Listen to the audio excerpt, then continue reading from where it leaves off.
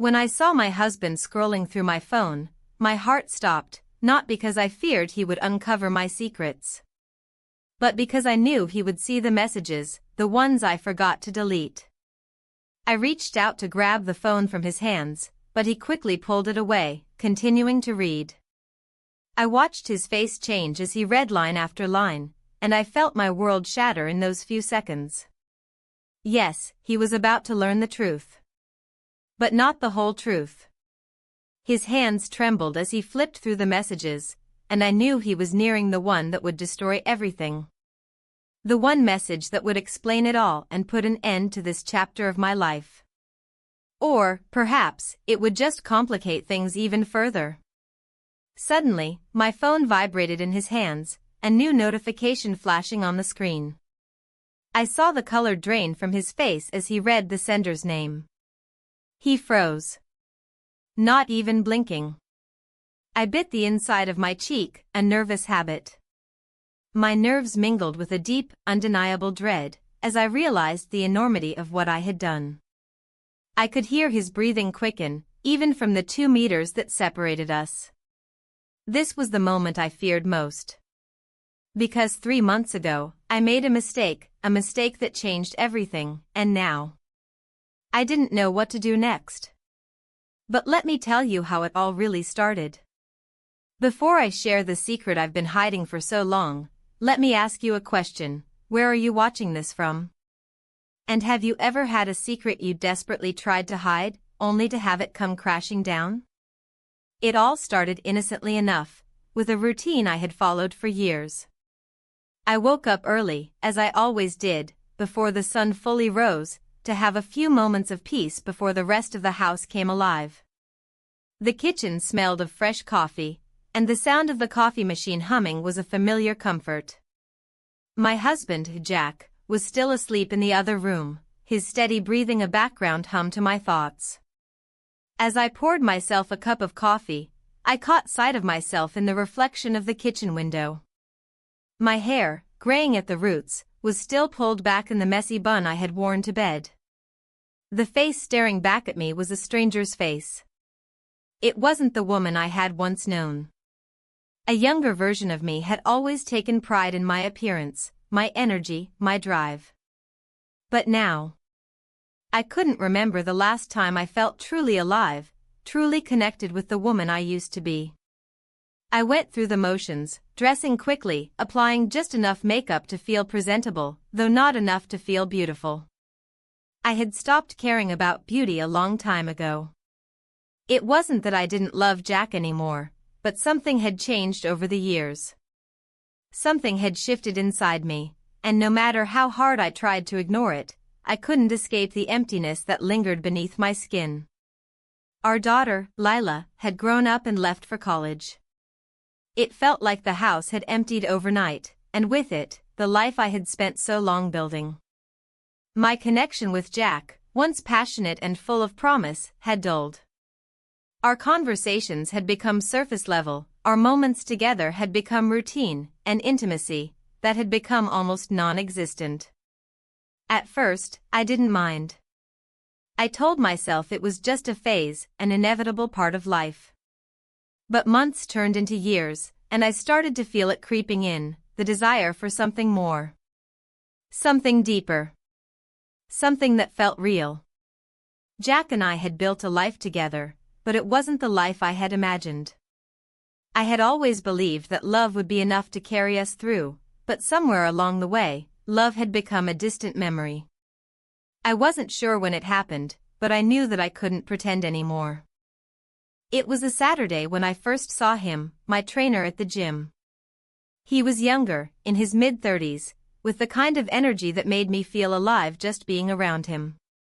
The way he moved, the way he spoke, everything about him seemed to breathe life into a part of me I thought was long gone. I hadn't planned on it. At first, it was just a few casual sessions to get back in shape, to do something for myself for a change. But something shifted. I found myself looking forward to the workouts, the way he would guide me, his voice always calm and reassuring, yet with an underlying intensity that made my heart race. I tried to convince myself it was nothing, that it was just a harmless distraction. But there was a pull, something magnetic that I couldn't ignore. Every time I saw him, I felt like I was waking up from a long sleep, like I was finally feeling something again. But it wasn't just the workouts. It was the way he looked at me, the subtle compliments, the way his eyes lingered a little too long when we spoke. I found myself anticipating our sessions, finding excuses to make time for them. It was after one particularly intense workout that it happened. I had been pushing myself harder than usual, trying to keep up, when I felt a wave of dizziness hit me. I stopped, my breath coming in short gasps, and he stepped closer, his hand on my arm to steady me. "You okay?" he asked, his voice low, his breath warm against my ear. I nodded, trying to steady myself. But my heart was pounding, not from the exertion, but from the proximity. His touch lingered just a moment too long, and in that moment, I felt a spark I hadn't felt in years. We didn't say anything after that. I finished my session, said my goodbyes, and went home. But that moment stayed with me. And so did the way I felt when I looked in the mirror afterward. For the first time in a long time, I saw a woman who was alive. Jack had noticed the change. At first, it was subtle. He commented on how I was looking good and how I seemed to have more energy. But as the weeks went by, I could tell something was different in his eyes. I wasn't sure if he suspected anything, but I could sense his discomfort. I tried to reassure him, telling him everything was fine, that I was just taking care of myself for once. But the distance between us only seemed to grow. And then, one evening, it happened. I was checking my phone when I saw a message from my trainer. He was asking if I was free for a session the next day. I hesitated, my fingers hovering over the screen, before typing a quick response. But as I hit send, I noticed Jack standing in the doorway, watching me. There was a moment of silence, an uncomfortable stillness that seemed to stretch between us. His gaze lingered on my phone, and for the first time, I felt exposed. I tried to hide the screen, but it was too late. He had seen enough. "What's going on, Claire?" he asked, his voice tight with something I couldn't quite place. I didn't know what to say. My heart pounded in my chest, my mind racing. I had spent so long trying to keep things together, to maintain the facade of a happy marriage, and now everything was falling apart.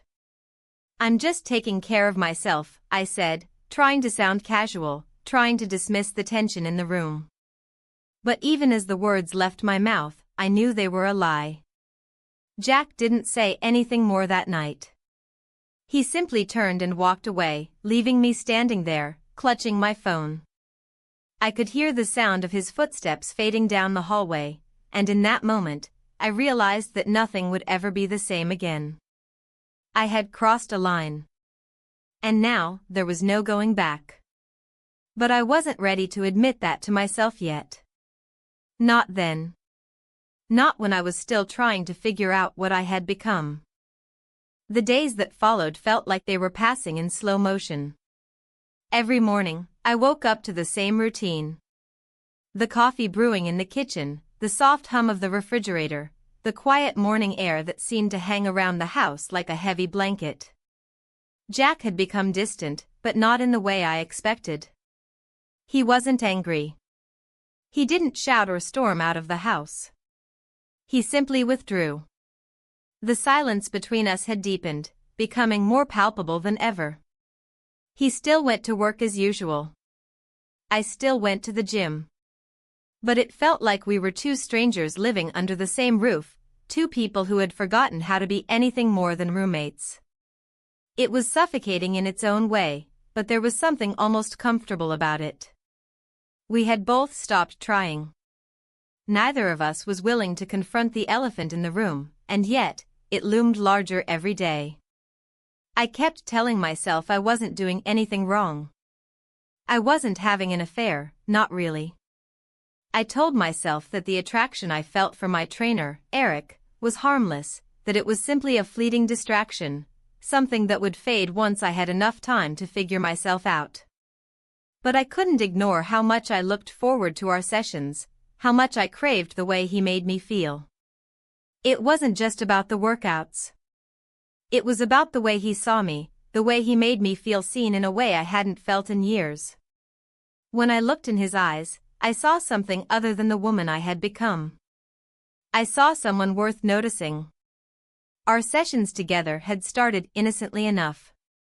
He'd always been professional, always kept the conversation light, focused on the task at hand. But there were moments, tiny moments, when I could feel the shift. The way his gaze lingered just a little too long when I bent down to pick up weights. The way his hand brushed against mine when he corrected my form. It wasn't anything overt, but it was there, an undercurrent of something I couldn't ignore. One afternoon, as I was finishing up a set of squats, I felt a sudden wave of dizziness wash over me. It wasn't like anything I'd felt before. I was used to pushing myself, but this was different. My vision blurred, and my legs wobbled beneath me. I reached out instinctively, and before I knew it, Eric's hands were on my arms, steadying me. His touch was firm but gentle, his hands warm against my skin. "You okay?" he asked, his voice low, almost too soft. I nodded, trying to mask the discomfort I felt. "Just a little lightheaded." His hands lingered for a moment longer than necessary, and I felt a strange flutter in my chest.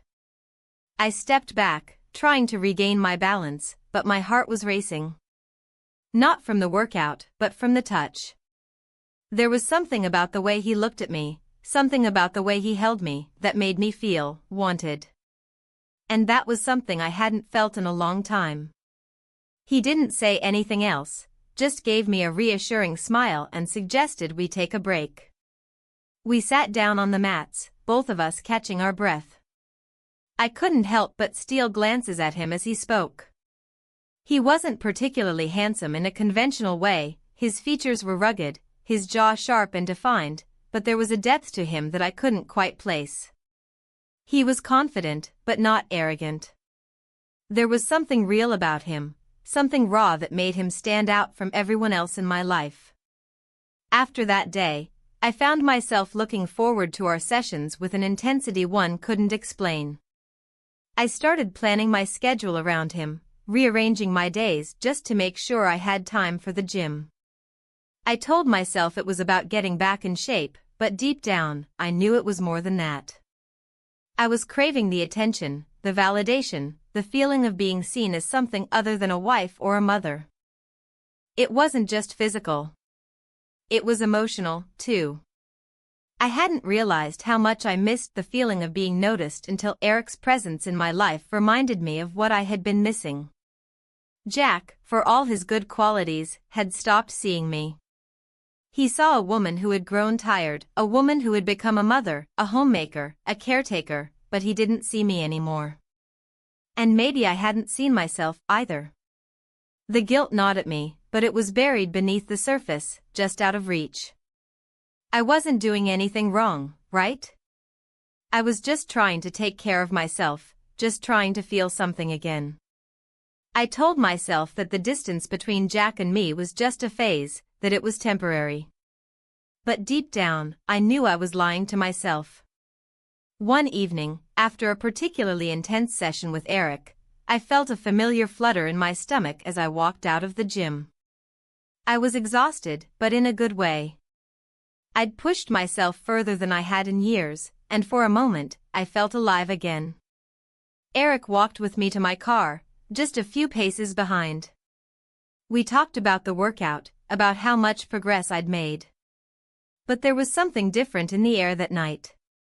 The way he looked at me was different, more intense, more deliberate. "Do you ever feel like you're just going through the motions?" he asked, his voice quieter than usual. I paused, glancing at him. There was something in his expression, something vulnerable. "Yeah," I said softly. "All the time." He took a step closer, his voice dropping even lower. "You don't have to keep going through the motions.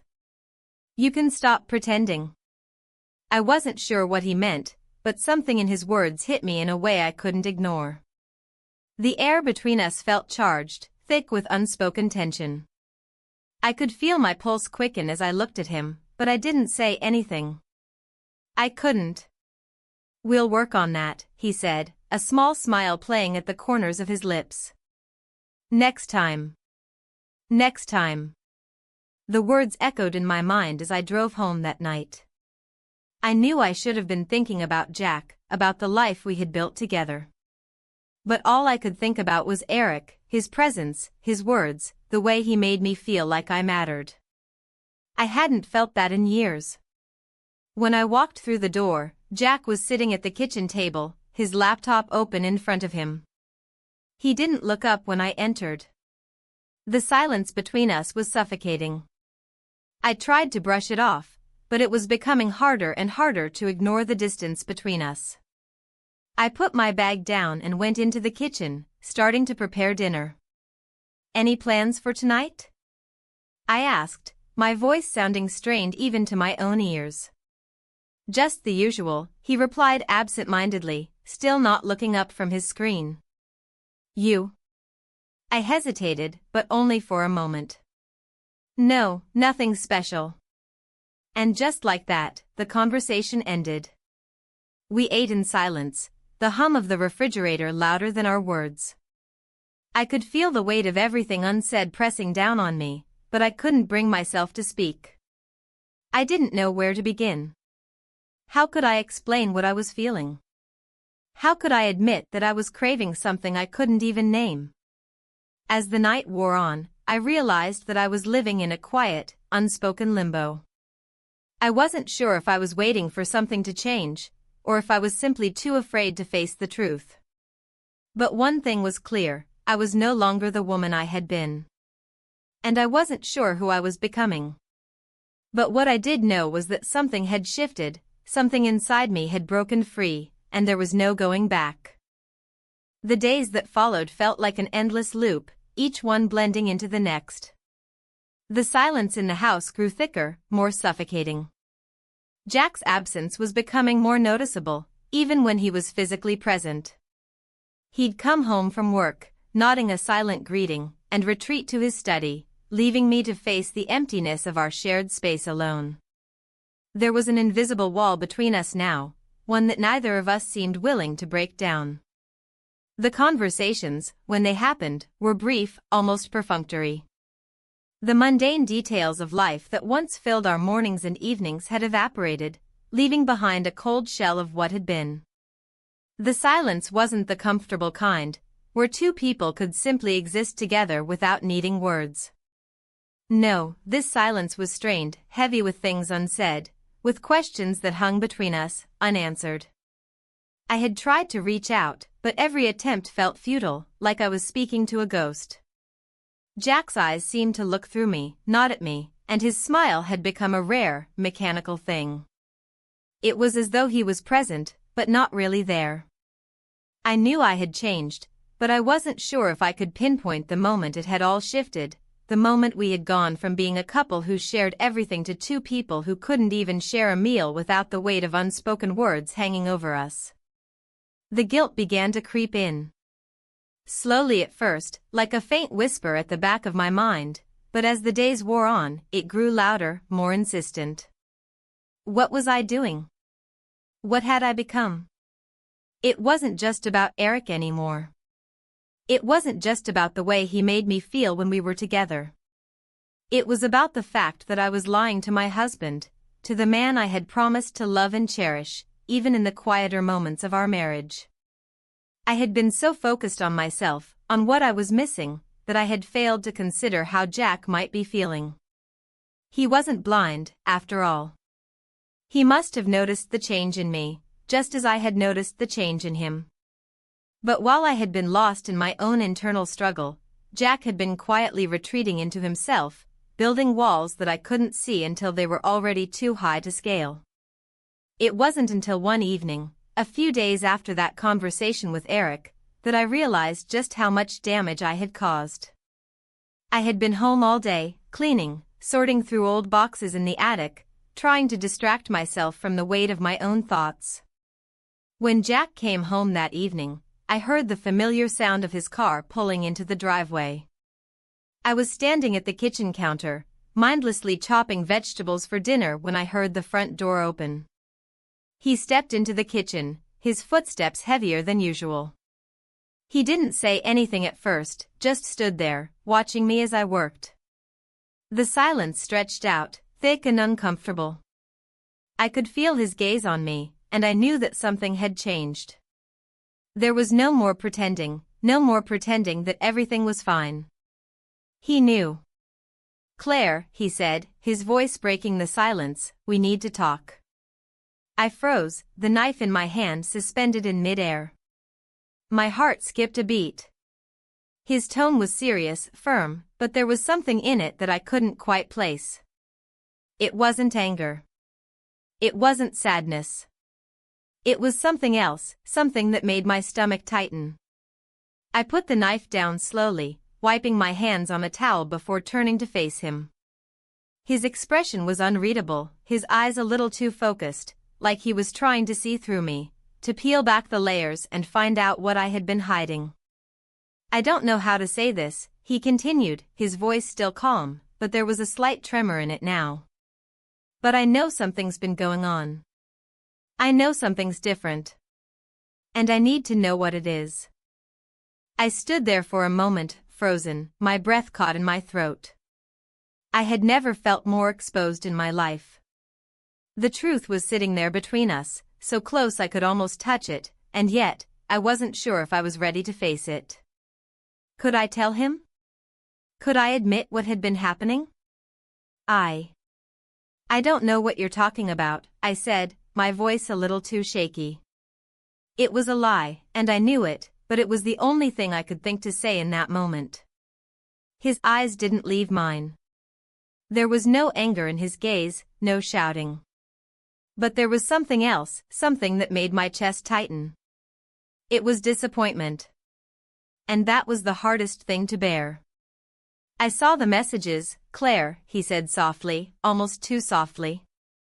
"I know about the gym. I know about Eric." The words hit me like a slap. My heart lurched, and for a moment, I couldn't breathe. How had he found out? Why hadn't I seen this coming? "Jack, I started," but the words caught in my throat. What could I say? What could I possibly say to make this right? He shook his head, his eyes now filled with something I couldn't quite name. "You've been distant, Claire. I've tried to give you space, but I've seen the way you've been acting. I've seen the way you look at him. I'm not stupid." I felt my face flush with shame. The weight of his words pressed down on me, suffocating me. I had been so careful, so sure that I could keep everything hidden, but now the truth was out in the open, hanging between us like a dark cloud. "I didn't mean for it to happen this way," I said, my voice barely above a whisper. "It wasn't what you think. I wasn't trying to hurt you." He stepped closer, his gaze never leaving mine. There was a moment of silence before he spoke again, his voice low and steady. "Then why didn't you tell me, Claire? Why didn't you come to me?" I looked down, unable to meet his eyes. The guilt was overwhelming now, suffocating me. I had known, deep down, that this was coming. I had known that the lies would catch up with me, that the truth would eventually come to light. But I hadn't been ready. I wasn't ready to face what I had done, to face the consequences of my actions. I was afraid, I whispered, finally finding my voice. "Afraid of losing you. Afraid of what it would mean for us." There was a long pause as he processed my words, his face unreadable. I could feel the tension in the room, the weight of everything that had been left unsaid hanging between us. Finally, Jack sighed, his shoulders sagging as if the weight of it all had become too much to bear. "I don't know what to say anymore, Claire. I don't know if we can fix this." The words cut through me like a knife. I had known, in some small corner of my mind, that this moment would come. But hearing it out loud, hearing the finality in his voice, felt like a punch to the gut. "I'm sorry," I whispered, my voice breaking. "I never meant for it to go this far. I was just lost. I didn't know what else to do." He nodded slowly, his face softening just slightly. "I know you didn't. But I can't fix this for you. I can't fix us if you're not willing to face the truth." The words hung in the air, heavy and final. There was no turning back now. I hadn't expected Jack to be so calm. He wasn't yelling, he wasn't storming off, he wasn't even demanding answers in the way I had imagined. His silence was deafening though, as it wrapped around us like a suffocating cloud. The words that hung between us seemed to settle heavily in the space we once shared with ease. There was no easy way out of this. We couldn't pretend anymore. There was no going back to the way things were before, to the faceless routine we had built around ourselves to avoid facing the discomfort of a marriage in stagnation. I stood in the middle of the kitchen, my hands trembling slightly, my heart still hammering in my chest. Jack's words had cut deep, though not in the way I had expected. I had braced myself for anger, for accusations, but instead, there was a quiet resignation in his eyes. It was as though he had already processed the hurt, already understood the betrayal, and now, he was simply waiting for me to catch up.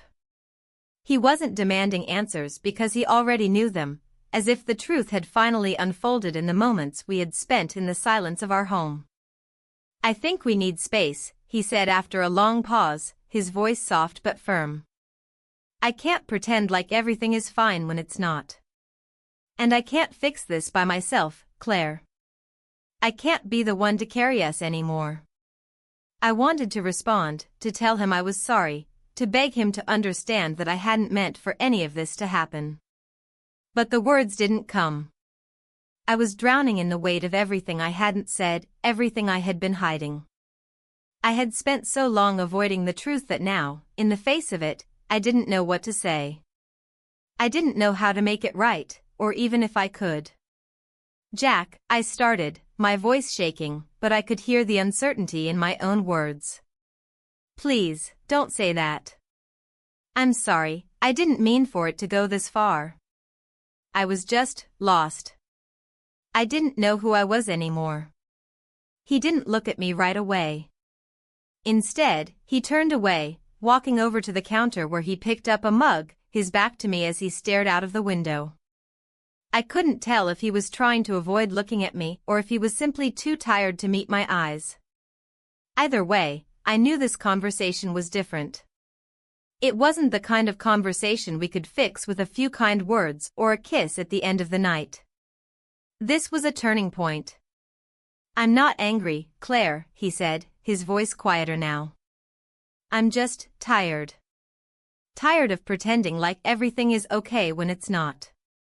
I'm tired of feeling like I'm the only one trying. I'm tired of being married to someone who doesn't see me anymore." The weight of his words hung in the air, and for the first time in what felt like a long time, I felt the full force of the realization that I had lost him. Not in the way you lose someone to distance or time, but in the way you lose someone when you've stopped truly seeing them, when you've failed to nurture what you once had. I could feel the tears start to burn behind my eyes, but I refused to let them fall. I had cried enough over the past few months, over the growing distance between us. This wasn't about tears. It wasn't about sorrow.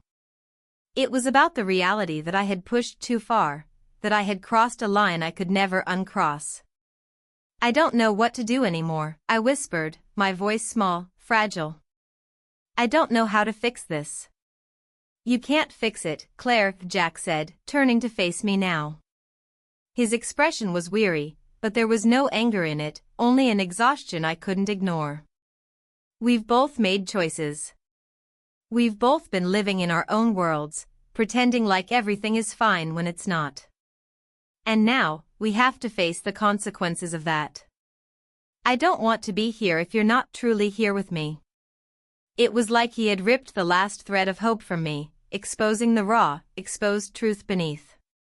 We weren't just two people who had grown apart over time, we were two people who had lost sight of each other, who had abandoned what we once had. And now, we were left with the wreckage of that abandonment, struggling to find a way forward, to find a way back to a place where we could even begin to rebuild. I don't know who I am anymore, Jack, I said, the truth spilling out in a quiet sob. I don't know how to fix myself, how to fix us. You don't have to fix us, he said, his voice softening, though it didn't quite reach his eyes. Maybe we don't need to fix it. Maybe we just need to stop pretending. I didn't know what to say. How could I agree with him when all I wanted was to find a way to make everything okay again? I had failed. I had let things slip through my fingers, let the distance between us grow too wide to cross. I had looked for comfort in places where I shouldn't have, seeking validation from someone who wasn't Jack. I had sought something I thought was missing in our marriage, but in doing so, I had destroyed the foundation we had built. I'm so sorry, I whispered again, unable to look him in the eye. I never meant for any of this to happen. Jack didn't answer right away. Instead, he stood there for a moment, as though weighing his next words carefully. When he finally spoke, his voice was different, softer, almost tired. I know you didn't mean for it to happen, he said. But intentions don't always matter. It's what we do that counts. And right now, I don't know what to do with us. I felt the finality of his words settle around us, thick and undeniable. There was nothing left to say, nothing left to fix. We had come to the end of this chapter, and there was no turning back. Jack turned toward the door, his steps slow, heavy with the weight of everything unsaid. He didn't look back, didn't say another word. He simply walked away. I stood in the kitchen, the sound of his footsteps fading in the distance, and for the first time in what felt like forever, I felt completely and utterly alone. I had spent so long running from the truth, from the distance between us, that I hadn't realized how far apart we had really become. And now, standing in the silence of our home, I understood what it meant to lose someone, not just to distance or time, but to the quiet devastation of neglect and unspoken pain. I didn't know what would happen next. I didn't know if Jack would ever come back, or if he would ever look at me the same way again. But one thing was clear, I had a lot of work to do, and the first thing I needed to do was face the truth. And the truth was that I had lost myself. I had lost the woman I used to be, the one who had laughed freely, who had loved deeply, who had been present in her marriage. I had forgotten who I was, and in doing so, I had lost the most important thing of all, the connection to the man I had once vowed to spend my life with. Now, I had to figure out how to find her again. The morning after Jack walked out felt hollow, like someone had pressed mute on the world. I woke up in our bed alone, the space beside me untouched, the sheets still cold. The clock on the nightstand blinked 7:12 a.m., but time felt irrelevant. I sat up slowly, my body heavy as if carrying the weight of the last few days in every joint. The house was silent, too silent, and for the first time in years, I found myself wishing for the clatter of dishes, the rustle of a newspaper, even the distant hum of Jack's voice from another room. But there was nothing. I moved through the house as if on autopilot. I made coffee the way I always did, measuring out the grounds, waiting for the drip, watching the dark liquid fill the pot. But it didn't taste right. Or maybe it did, and it was me who had changed. Every corner of the kitchen seemed foreign now, every surface unfamiliar. The same space I had walked through countless times now felt distant, sterile. The gym was the only place that still felt real. Familiar, maybe even safe in its routine. The steady rhythm of movement, the focus required, it was the only part of my life where I could silence my thoughts, even if just for an hour. I went that morning without much planning, just threw on my clothes and drove there, more out of habit than intention. As I pulled into the parking lot, I sat in my car longer than usual, staring out at the entrance. My chest tightened with something I didn't fully understand. Guilt, maybe. Or anticipation. Or both. Inside, the familiar scent of rubber flooring and faint citrus cleanser greeted me. The hum of equipment, the steady clanking of weights, it was all exactly as it had always been. But I wasn't. I felt exposed, though no one knew anything. Not really. Still, I could feel something on my skin, like a mark that said I'd crossed a line I couldn't uncross. Eric saw me before I saw him. He was working with another client, a woman in her 20s, confident in a way I couldn't remember being. He gave me a brief nod from across the room, and I nodded back, uncertain. When their session ended, he came over with his usual calm expression, clipboard in hand. "You're early today," he said. I offered a half shrug. Needed to clear my head. He didn't press. He never did. That was one of the things that drew me to him, his ease, the way he never pushed for more than I was willing to give. We moved through the exercises in silence at first, the kind that felt filled with more than unspoken words. He adjusted my form, gave short, precise instructions.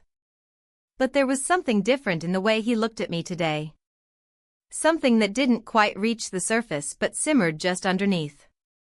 When we finished, he handed me a towel and water. I took both, breathing heavily, my muscles aching in a way I welcomed.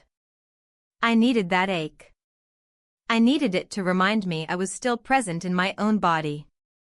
"You okay?" he asked after a pause. I nodded, then shook my head. "Not really."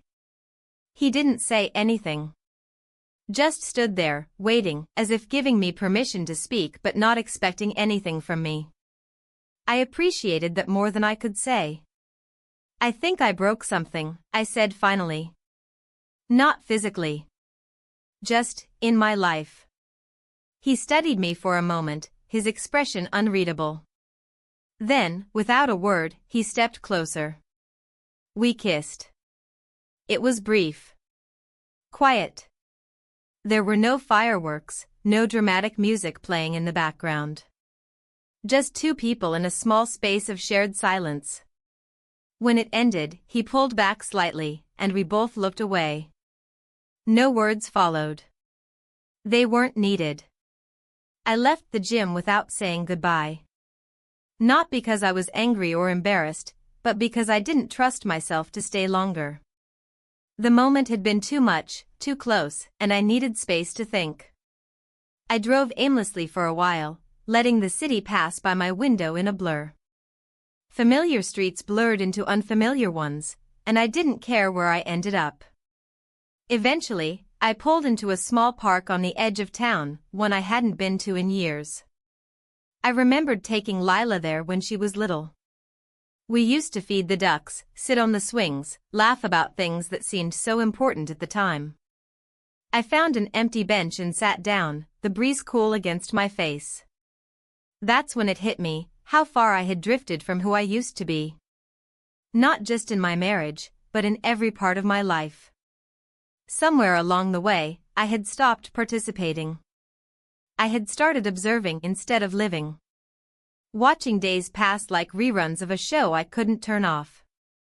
I didn't know when it started, but I knew it hadn't always been this way. Jack and I hadn't been perfect, but we had once been close. We had shared dreams, late-night talks, long weekends curled up with books and too much coffee. But time had eroded the connection. It wasn't one big fight or a single betrayal. It was the slow fading of effort, the prioritization of everything else, work, bills, routines, over us. And I was just as guilty as he was. But now, the cost of that neglect felt clearer than ever. When I got home, the house felt even more empty than it had that morning. Jack's things were still where he left them, as if he might walk in at any moment and pick up where we left off. But I knew better. He was gone in a way that wasn't just physical. Lila's room was quiet too, her absence suddenly weighing on me. She hadn't called in days. I had been too distracted to notice. Guilt twisted in my stomach again, a different kind now. Not about Jack.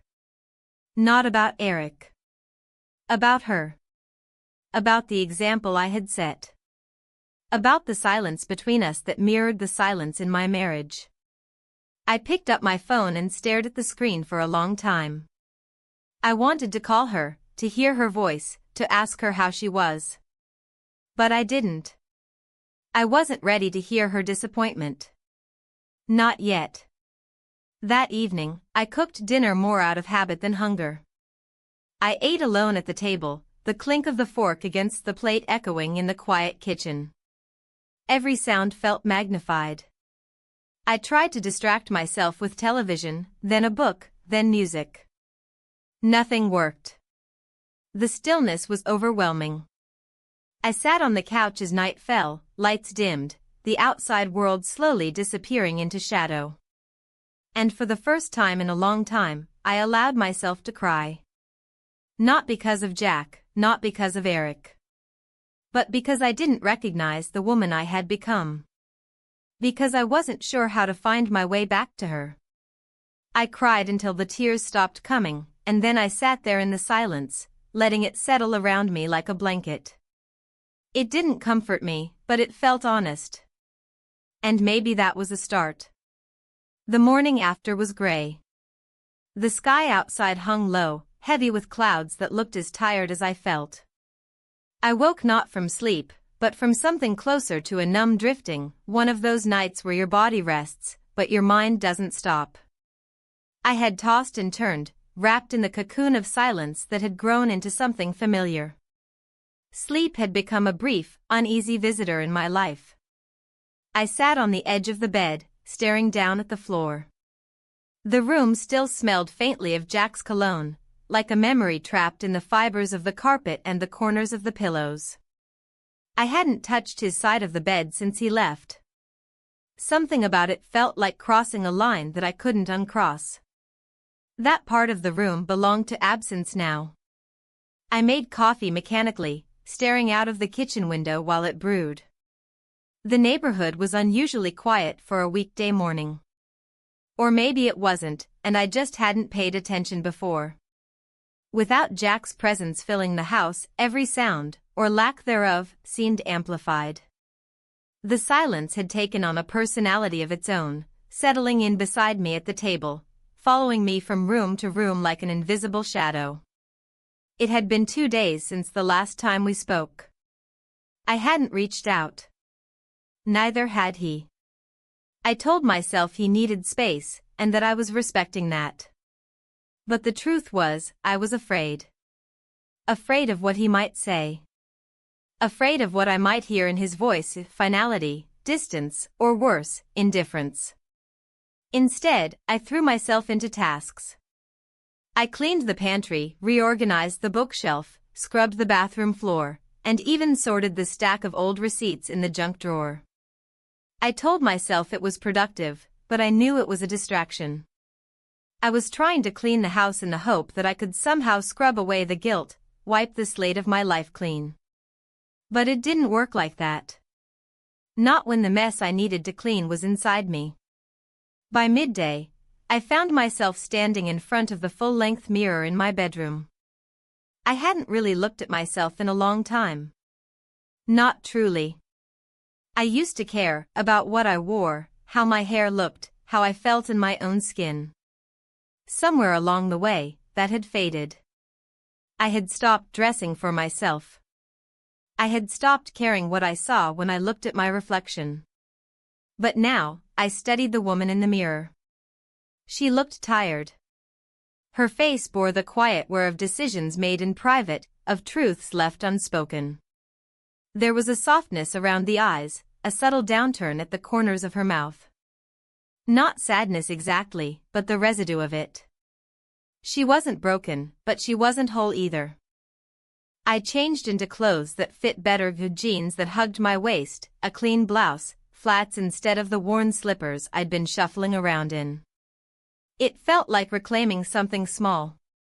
Maybe not redemption, but at least awareness. The smallest gesture toward being present in my own life. I needed to get out of the house. The air inside felt stale, like it had been holding its breath along with me. I didn't have a destination in mind. I just drove.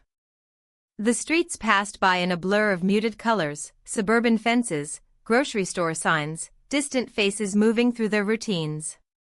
The world was carrying on without me, and part of me felt resentful of that.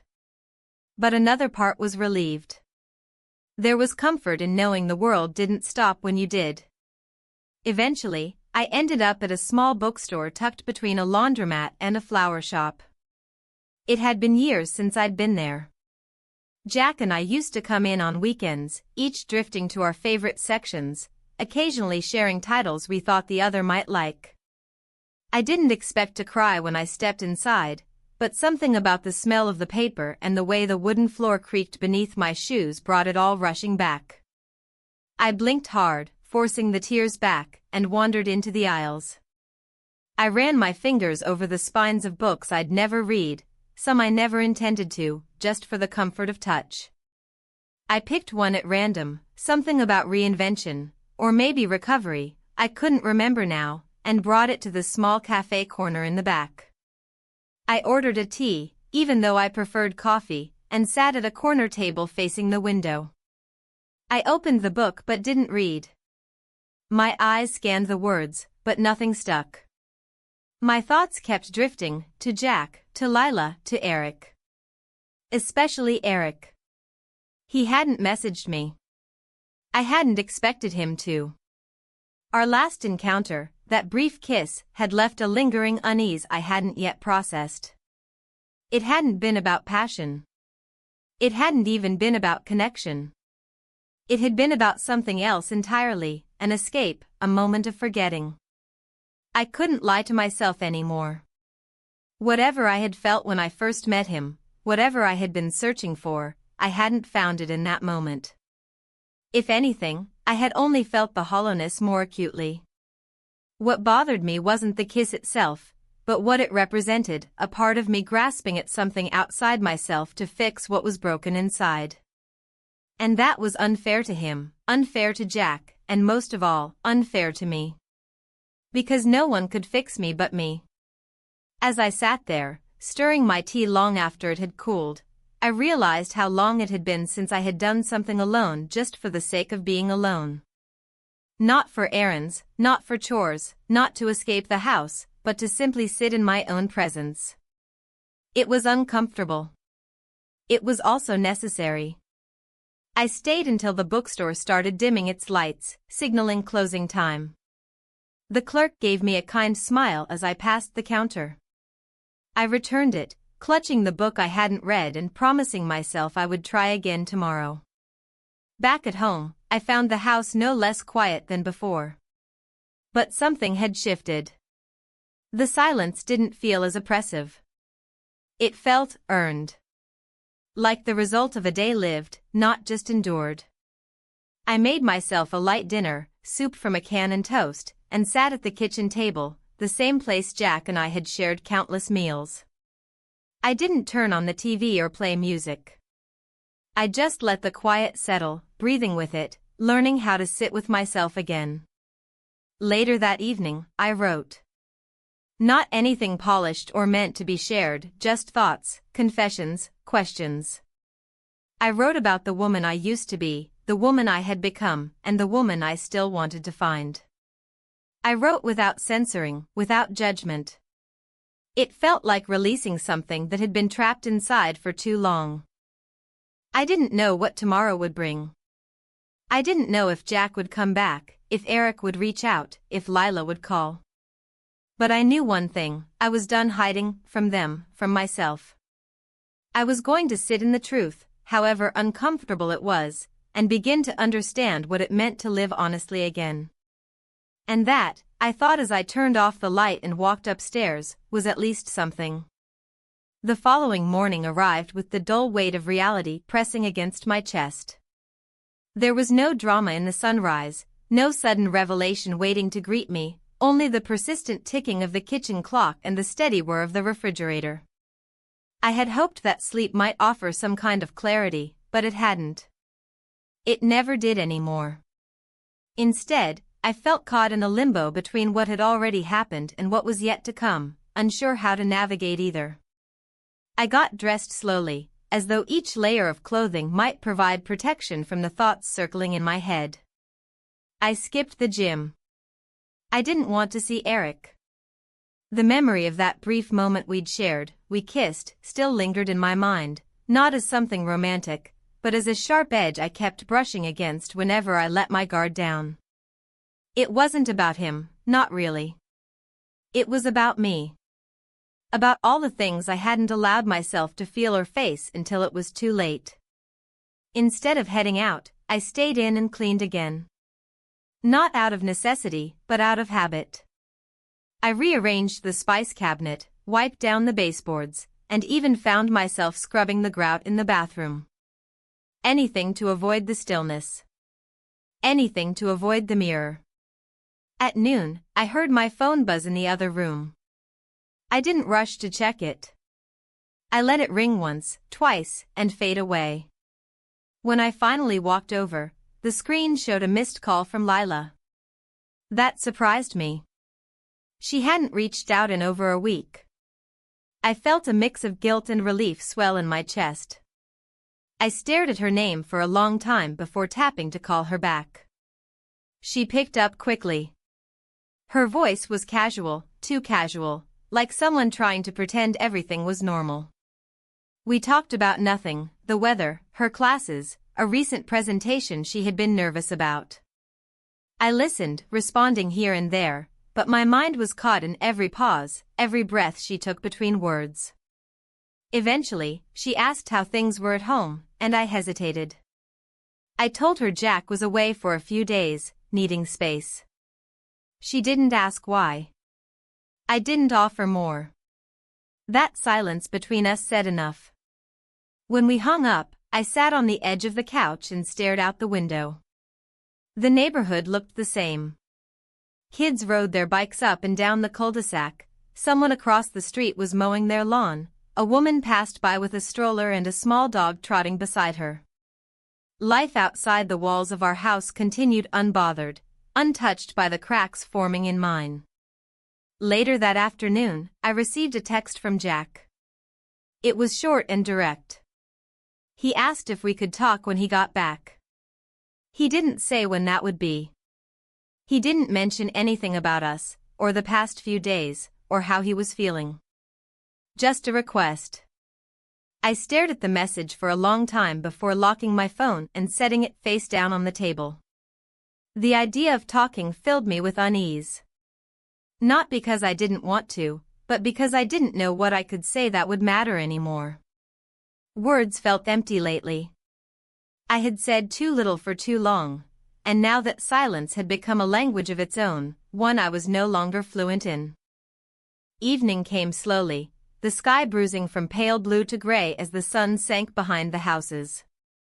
I made dinner, simple pasta, something I used to make for Jack and Lila when we were all still in rhythm with one another. I didn't sit at the dining table. I ate on the couch, one leg tucked under me, a blanket across my lap. I watched the television without really watching, the volume low, the images flickering across the screen like ghosts. It wasn't until close to 9 that I heard the front door. I froze. For a moment, I thought I had imagined it, but then I heard keys, the turn of the lock, and the door opening gently. Jack stepped inside, quietly, like he wasn't sure he was welcome. I stayed where I was. He saw me and nodded once, an acknowledgement more than a greeting. He looked tired. Not in the way a long day makes you tired, but in the way that too many truths make you heavy. He didn't say much, just muttered that he needed to get some things from the bedroom. I nodded. He disappeared down the hall, and I sat frozen on the couch, unsure if I should follow or stay still. Eventually, I heard the sound of a suitcase being unzipped, drawers opening, and soft footsteps as he moved around. The sound of him packing didn't surprise me. It felt expected, almost inevitable. When he returned to the living room, he paused. He looked at me with a kind of cautious distance, like someone afraid that touching something broken might make it worse. I didn't know what to say. I waited for him to speak. "I'll be at my brother's for a few days," he said quietly. "Just to clear my head. I'm not sure what happens next." I nodded, swallowing the lump in my throat. "Okay," I said. That was all I could manage. He stood there a moment longer, then looked toward the door. Before he turned to leave, he added, "I hope you find whatever it is you're looking for." And then he was gone. The door clicked shut behind him, and the silence that followed was different this time. It wasn't heavy. It wasn't loud. It was just still. I sat there for a long time, staring at the door, the last place I had seen him. I didn't cry. I didn't move. I just let the moment settle around me, aware of what it meant. Acknowledging the truth, that this wasn't the end, but it was a line drawn in the sand. One I couldn't ignore. Eventually, I got up, put away the leftovers, washed the dishes, and turned off the lights. The house felt larger somehow, as if his absence stretched the walls wider. I went upstairs, changed into pajamas, and got into bed. I lay on my side, facing the space he usually occupied, the pillows untouched. We spent the night together. The words echoed in my mind, not as a confession, not even as a regret, but as a turning point. That moment had led to this one. A chain of choices, none of them large on their own, but together forming something irreversible. I closed my eyes, not to sleep, but to rest in the stillness. The silence didn't frighten me anymore. It was mine now. And tomorrow, I would face it again. The next few days passed in a haze of routine and silence. It wasn't even that the house felt empty, it felt suspended in time, like a photograph left untouched for too long. I moved through my days with a kind of dull resignation, knowing exactly what each moment would bring but never truly feeling it. The absence of Jack, of his presence, didn't make everything feel different, it simply made everything quieter. The house was the same, the chairs at the table the same, the couch in the living room still worn in the places where we had sat together for years. But I was not the same. I hadn't been the same in months, maybe even years, but it had taken Jack's leaving for me to see it clearly. I found myself searching for meaning in small things. The hum of the refrigerator. The sound of the neighbor's dog barking in the distance. The way the light shifted as the days grew shorter. I became hyper-aware of everything around me, as if in some strange attempt to fill the silence with something tangible. But nothing really stuck. I kept my phone close, checking it at least once every hour, waiting for a message from Jack. For a text, a call, anything. But there was nothing. The few days he'd said he needed to clear his head had stretched into silence that felt more and more like an indefinite distance. I tried to tell myself it wasn't about me, that he just needed time, but somewhere deep inside, I knew it was about me. About us. The nights were the hardest. Alone in bed, I found myself reaching for the space next to me, an instinct I couldn't shake. But the bed was empty, just as it had been for days. I told myself that I should be grateful for the quiet, that I should cherish the space, the solitude. But it didn't feel like peace. It felt like a gap that had formed, stretching between who I had been and who I might become. A place I didn't know how to fill. I thought of Lila, how she hadn't come home since our brief conversation. We had both settled into the uncomfortable silence between us. I knew I should reach out, but I didn't know what to say. I didn't know if she would want to hear it. What could I offer her right now? What could I say to fix this? I didn't want to feel this way. I didn't want to be alone in my thoughts, stuck in the space I had created for myself. I wanted things to change.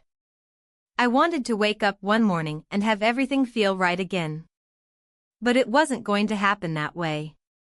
A week passed before I finally heard from Jack again. I was sitting in the kitchen when my phone buzzed with his name on the screen.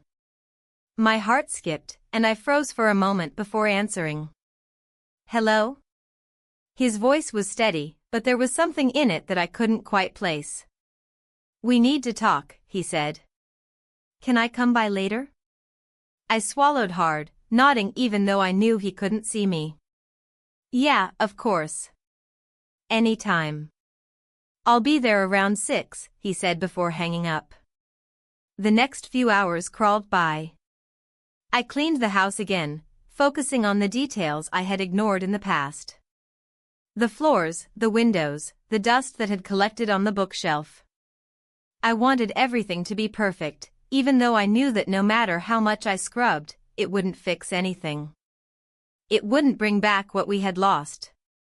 But I kept moving, one task after another, hoping that the physical act of tidying up would somehow make the emotional mess I was in more bearable. By the time the clock struck 5, I was in the kitchen, fixing dinner like I had for years. A habit I had clung to even when it felt like there was no reason to keep up the routine. As I sliced vegetables, I thought about the last time Jack and I had shared a meal like this, when we had laughed, talked about our day, and felt like a team. It felt like a lifetime ago. At 6, Jack arrived. He stepped into the house with that same quiet hesitation, the same presence that felt like it had been stretched thin over the past few days. He looked tired, worn in a way that mirrored how I felt. But unlike me, he didn't try to fill the silence. He simply followed me to the kitchen, where I had already set the table, my movements automatic. We sat across from each other, the meal between us a quiet barrier. Neither of us spoke for a long moment. I watched him, waiting for him to say something, anything that would break the tension. But he didn't. He only looked at me, his eyes searching my face, as if trying to find something he had lost. Finally, he spoke, his voice soft but firm. I don't know where we go from here, Claire. I set my fork down slowly, unable to meet his gaze. The words hung between us, thick with the weight of everything that had been unsaid. I don't know either, I admitted. I don't know what we're supposed to do. Jack exhaled slowly, his hand resting on the edge of his plate. I don't want to keep living like this, Claire. But I can't pretend like nothing's happened. I can't keep ignoring what's been broken between us. I nodded, my throat tight. I wanted to apologize, to explain everything that had led up to this point. But the truth was, I didn't know how to make it right. I didn't know if it could be fixed. I'm not asking you to pretend either, I said quietly. I know what I've done. I know how much I've hurt you. I can't fix that. I can't go back. He looked at me for a long time, his expression unreadable. Then he stood up slowly, pushing his chair back from the table. I don't know if we can fix this, Claire. But I think I need to take some more time. The words landed like a stone in my chest. I knew he needed space, but hearing him say it out loud made it feel real, and that reality felt like a weight I couldn't escape. I understand, I whispered, even though I wasn't sure I did. I wasn't sure I was ready to understand. Jack didn't say anything else. He picked up his jacket, slid his hands into the pockets, and turned toward the door. Before leaving, he paused in the doorway and looked back at me. His eyes softened, and for a moment, I saw the man I had married, the one I had loved, the one I had betrayed. I hope we both figure this out, he said, his voice barely a whisper. For what it's worth, I still care about you, Claire. And with that, he was gone again, the door clicking softly behind him. I stayed where I was, sitting at the table, the uneaten meal between us. My heart was heavy, but it wasn't broken. Not yet. Maybe it never would be. But I knew this was the first step toward something, I wasn't sure what. A step I had to take, no matter how hard it was to face. The silence in the house was even more profound now. And as I sat there, I couldn't help but wonder how long it would last before we both had to face the truth of what had happened. And what would happen next? The days following Jack's departure felt like a series of waking dreams. The house had transformed into a kind of hollow shell, the memories of what it had been still echoing through the rooms, but the life that once filled it was absent. I moved through my days like an actor in a scene, performing all the expected actions, but never truly engaged in them. The silence of the house was oppressive, and it seemed to grow heavier with each passing hour. I tried to keep myself busy. I went for walks in the mornings, though the movement felt mechanical. I started working on old projects around the house, repainting a few walls, organizing the attic, things that I could lose myself in. But even as I did these things, the thought of Jack lingered in every corner, making it impossible to ignore the void his absence had created. I found myself thinking about him at strange moments, when I was folding laundry, when I was driving down the street, even when I was brushing my teeth. It wasn't that I missed him, not entirely. What I missed was the person I had been when we were together. The version of myself that had laughed freely, loved openly, and believed in the future we were building. But now, I was left with the person I had become in the wake of everything that had fallen apart. A woman who had learned to live in silence, to ignore the cracks in her own soul. And then, there were the questions. The ones that I couldn't seem to stop asking myself, no matter how hard I tried to silence them. What had happened to us? How had we gone from being partners in every sense of the word to two strangers in the same house? Had we always been this distant, or had something shifted along the way? One evening, I sat at the kitchen table, staring at the untouched meal in front of me. The smell of the food, something simple, just pasta and sauce, hung in the air, but I had no appetite. The weight of the silence around me felt suffocating, and I realized I hadn't felt the urge to eat, to enjoy, to live in weeks. I put my fork down, then reached for my phone. I had been avoiding it all day, not wanting to see the missed messages, not wanting to face the uncomfortable reality of the distance between Jack and me. But today, something in me snapped. I couldn't keep pretending like everything was fine, like I wasn't drowning in the choices I had made. I opened the text thread with Jack. There were only a few exchanges since he'd left, all of them brief, polite. None of them addressing the elephant in the room, the tension that had been building between us for months, years even. He had kept his distance, as had I, but I knew we couldn't continue this way. I couldn't continue this way. I typed the message slowly, unsure of what I was asking for, but certain I couldn't keep living in limbo. Asterisk, can we talk? I need to understand what's happening. I don't know where we go from here, but I can't keep pretending like nothing's wrong. Asterisk. I stared at the screen for a long time, my finger hovering over the send button. What if he didn't respond? What if he didn't want to talk at all? The fear of his indifference was more painful than the thought of his anger. Finally, I hit send and set the phone down. I wasn't ready to wait, so I got up and walked around the house, moving from room to room, but none of the rooms felt like they were truly mine anymore. I went upstairs and sat on the edge of the bed, my fingers tracing the edge of the pillow where Jack had once slept. I didn't know how much longer I could keep pretending that everything was fine, that I had everything under control. The truth was, I didn't. I was falling apart, and I was terrified that if I let myself fall any further, I wouldn't be able to pick up the pieces. The phone buzzed, pulling me from my thoughts. My heart leapt in my chest as I reached for it, praying that it was Jack. But it wasn't. It was Lila. I took a deep breath and opened the message. Asterisk, hey, Mom. I've been thinking about you. I'm coming home this weekend. Can we talk? Asterisk. My throat tightened as I read the words. I hadn't realized how much I missed her until that moment, how much I longed to feel her presence in the house again. It had been too long since we'd really talked, and even though I knew we had our own issues, I realized just how desperately I needed her to come home. I quickly typed a response. Yes, I'd love that. I miss you, Lila. I hit send and sat there for a moment, looking at her message, feeling a strange sense of relief wash over me. Maybe it wasn't everything I needed, but it was a start. She was coming back, and maybe that would bring the shift I was hoping for. Maybe having her home would bring some kind of clarity, even if just for a little while. The evening passed without much more interaction. Jack didn't respond to my message.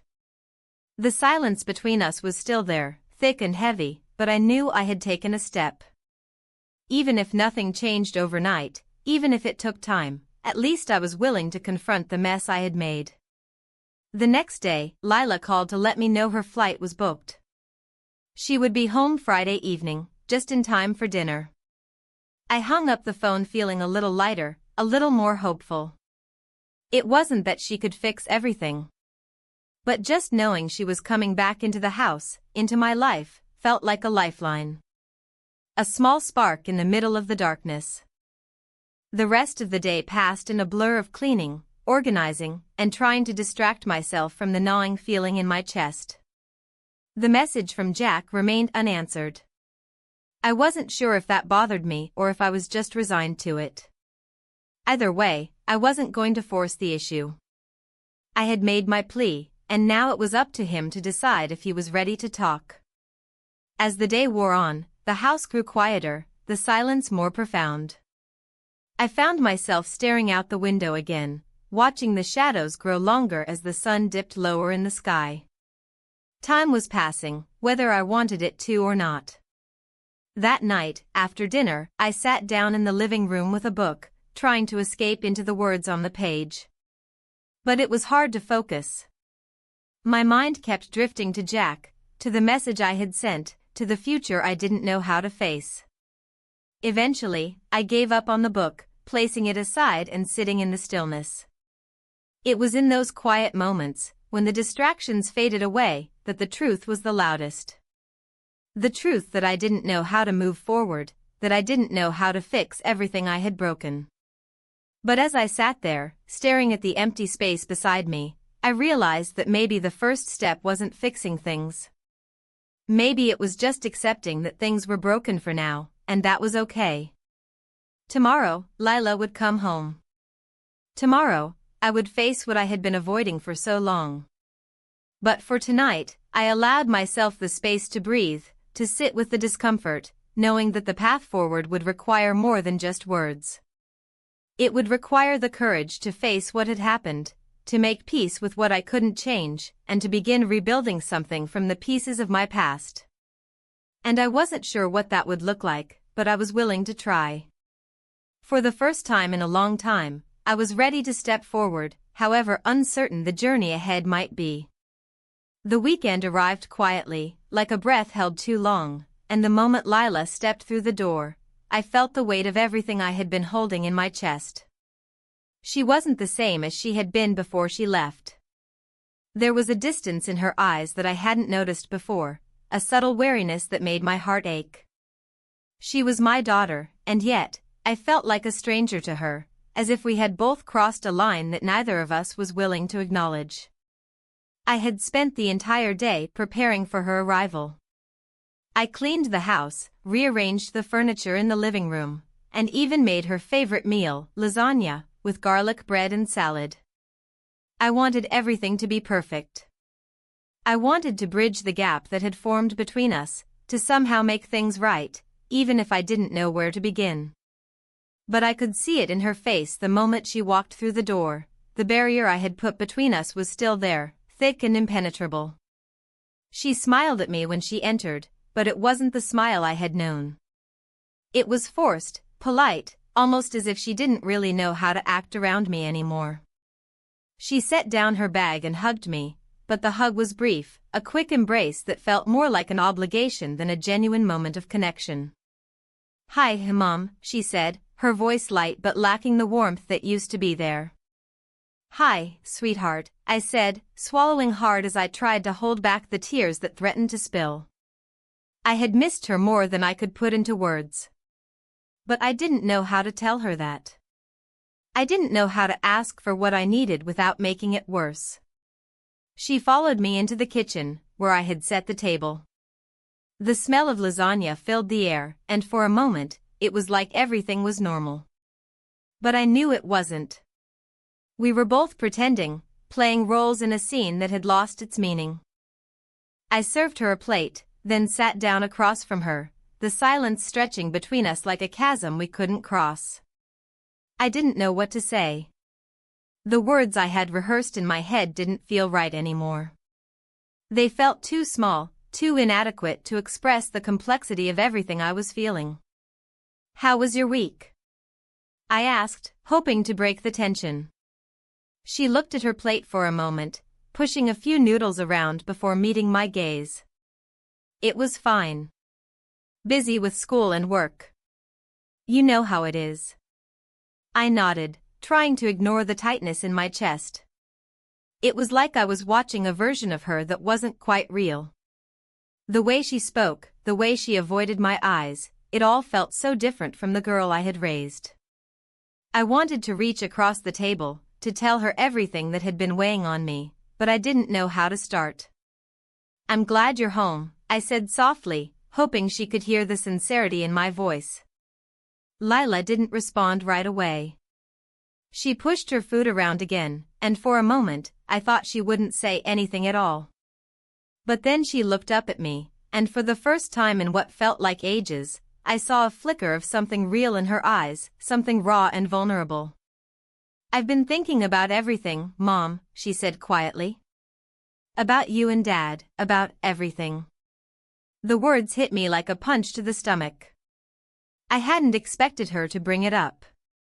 I hadn't expected her to acknowledge the elephant in the room, but there it was, laid bare between us. I swallowed hard, my throat dry.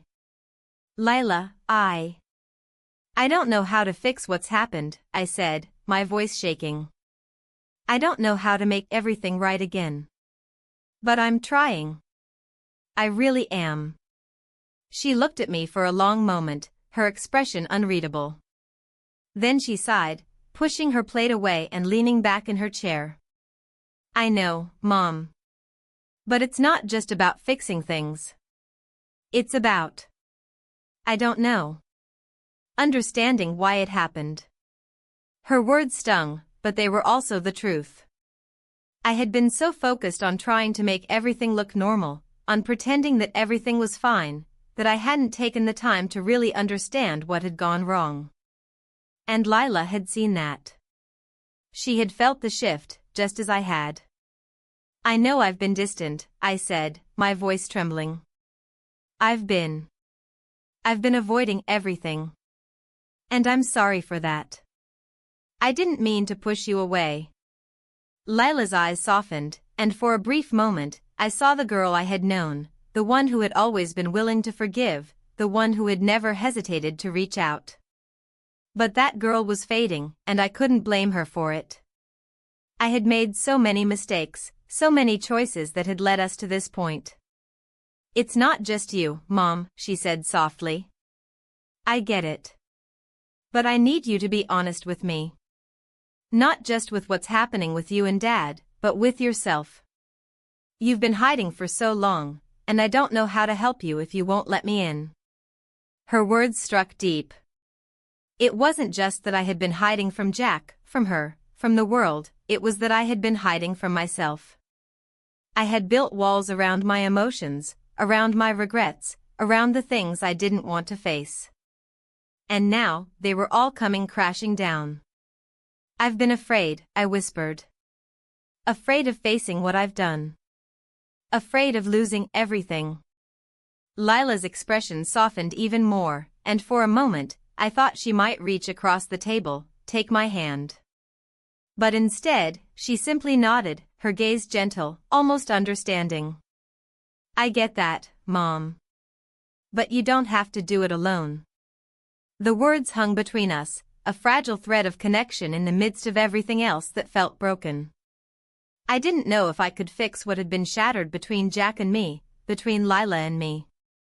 But I knew this, I couldn't keep hiding. I couldn't keep pretending. It was time to face everything I had been avoiding. We didn't say much more that night. The rest of the dinner passed quietly, but there was a shift in the air. It wasn't fixed, not by a long shot, but it was a start. And for the first time in a long time, I felt a small flicker of hope. Maybe, just maybe, we could find our way back to each other. When dinner was over, we cleaned up together in silence. Lila helped me with the dishes, her movements slow but steady.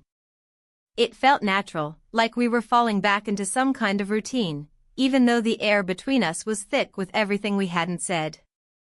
As we finished, Lila looked at me and said, "We'll figure it out, Mom. One step at a time." I nodded, feeling the weight of those words settle over me. I didn't have all the answers, and I didn't know where we were headed, but for the first time in weeks, I felt like we might be able to find our way out of the darkness. Maybe not today. Maybe not tomorrow. But eventually. And for now,